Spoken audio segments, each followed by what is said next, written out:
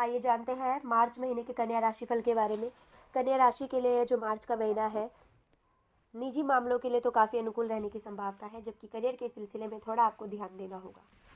आपका स्वास्थ्य भी कमज़ोर रह सकता है, इसलिए आपको अपनी योजनाओं को यही सोचकर ध्यान में रखना होगा कि यदि आप अपने स्वास्थ्य पर ध्यान नहीं देंगे तो कुछ समस्याएं भी बढ़ सकती है।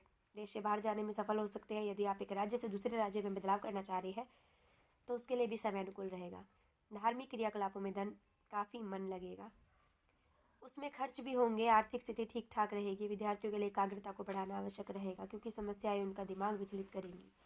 प्रेम संबंध में प्रगाढ़ता आएगी। जब तक संबंधों में कुछ परेशानियों के बाद अच्छे समय की आहट दिखेगी। आइए आपके कार्य क्षेत्र के बारे में बताते हैं। तो करियर के दृष्टिकोण से देखें तो दशम भाव के स्वामी बुध महाराज कुंडली के छठे भाव में सूर्य और शनि के साथ स्थित रहेंगे। आपको अपनी मेहनत का पूरा फल मिलेगा। आप निजी मेहनत करेंगे, आप जितनी भी मेहनत करेंगे अपने कार्य क्षेत्र में उतनी सफलता मिलेगी। लेकिन एक बात का ध्यान रखना होगा कि किसी से भी भाव आवेश में आकर कुछ उल्टा सीधा ना बोलें, क्योंकि इससे आपके करियर पर असर पड़ सकता है। यदि आप कोई व्यापार करते हैं तो राहु पूरे महीने आपके सप्तम भाव में विराजमान रहेंगे और बृहस्पति देव अष्टम भाव में होने से आपको अपनी योजनाओं पर थोड़ा ध्यान देने पर मजबूर करेंगे। जल्दबाजी में अगर कोई निर्णय लेना आपके लिए नुकसानदायक साबित भी हो सकता है। महीने के उत्तरार्ध में सूर्य बुध के साथ आपके सप्तम भाव में प्रवेश करेंगे, जहां पर पहले से ही राहु विराजमान रहेंगे। ऐसे में आपके व्यावसायिक साझेदार से संबंध बिगड़ सकते हैं, लेकिन आपको धैर्य नहीं खोना है, बल्कि अपने व्यापार पर आंख गड़ाए रखकर मेहनत करते रहना है। आने वाले समय में इसका आपको काफ़ी लाभ मिलेगा। महीने की शुरुआत में मंगल और शुक्र पंचम भाव में बैठकर आपके एकादश भाव को देखेंगे। आपकी आमदनी में अच्छी बढ़ोतरी देखने को मिलेगी। व्यवसाय से भी अच्छा लाभ होगा और आप लाभान्वित रहेंगे। आप यदि नौकरी करते हैं तो अभी आपको कुछ प्रतीक्षा करनी होगी, लेकिन आपको बचत योजनाओं का लाभ मिल सकता है। यदि आपने कहीं पूर्व में निवेश किया हुआ था तो इस दौरान उस निवेश से भी आपको अच्छा लाभ प्राप्त हो सकता है और आपकी अच्छी आर्थिक स्थिति आपको कुछ नया काम करने को सोचने का मौका दे सकती है। महीने के उत्तरार्ध में मंगल और शुक्र के छठे भाव में जाने से खर्चों में तेजी आएगी, जिस पर नियंत्रण रखना आपके लिए थोड़ा सा चुनौतीपूर्ण हो सकता है। वाहन या प्रॉपर्टी खरीदते समय थोड़ी सावधानी आपको बरतनी चाहिए। अब आपके स्वास्थ्य के बारे में बता देते हैं कि जो महीना है स्वास्थ्य के दृष्टिकोण से उतार चढ़ाव से भरा रहेगा। आपको कुछ पेट खराबी की भी दिक्कत हो सकती है, या इसके अतिरिक्त आपको रक्त से संबंधित कुछ समस्याओं जैसे कि अनियमित रक्तचाप या रक्त की अशुद्धि जैसे समस्याओं का सामना करना पड़ सकता है। वाहन चलाते समय सावधानी बरतें और अपनी सेहत का पूरा ध्यान रखने से आपको फायदा रहेगा। ऐसे में स्वास्थ्य में भी सुधार आता दिखेगा।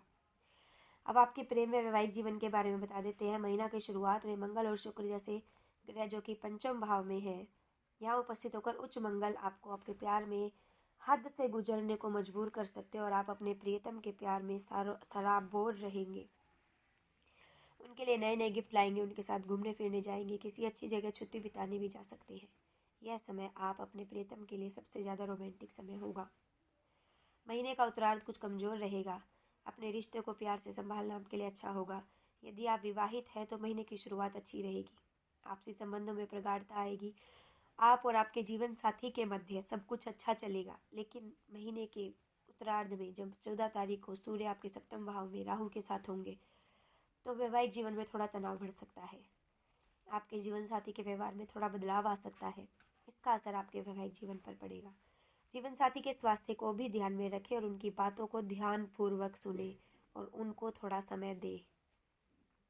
चलिए पारिवारिक जीवन के बारे में बता देते हैं। महीना पारिवारिक जीवन में कुछ खुशियां लेकर आ सकता है। महीने की शुरुआत में देव गुरु बृहस्पति अष्टम भाव में विराजमान होकर आपके द्वितीय और चतुर्थ भाव को पूर्ण दृष्टि से देखेंगे। ससुराल पक्ष से भी अच्छे संबंध रहेंगे और उन लोगों से आपके परिवार लोगों का अच्छा सामंजस्य दिखेगा। आपके परिवार में खुशी की लहर आएगी। परिवार के कुटुंब के लोग आपसी विचार विमर्श से हर समाधान का काम करेंगे और चुनौतियां कम होंगी और वाद विवाद में कमी आएगी। माता पिता का स्वास्थ्य अनुकूल रहने से आपको सुकून की अनुभूति होगी। हालांकि पारिवारिक संपत्ति खरीदने के संदर्भ में थोड़ा ध्यान देना होगा। आगे भी कुछ चुनौतियां सामने आएगी। भाई बहनों से आपके संबंध महीने के पूर्वार्ध में अनुकूल रहेंगे, लेकिन महीने के उत्तरार्ध में कुछ कहासुनी हो सकती है। राशि में केतु की उपस्थिति के कारण आसपास के लोग आपको कम समझ पाएंगे, इसलिए उन्हें अपने बारे में बात करने का मौका दें और उनसे घुल मिल कर रहे।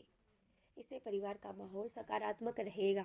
अब आपको कुछ उपाय बता देते हैं। बुधवार के दिन गौ माता को साबुत मूंग की दाल खिलाएं, किन्नरों से आशीर्वाद लें, दक्षिण दिशा की ओर मुख करके अपने पूर्वजों को याद कर उन्हें प्रणाम करें और मंगलवार के दिन रक्तदान करना भी आपके लिए लाभदायक रहेगा। ऐसी अन्य राशि को जानने के लिए हमारे चैनल लोक सेवा धर्म को सब्सक्राइब करें व वीडियोस को लाइक करना ना भूलें।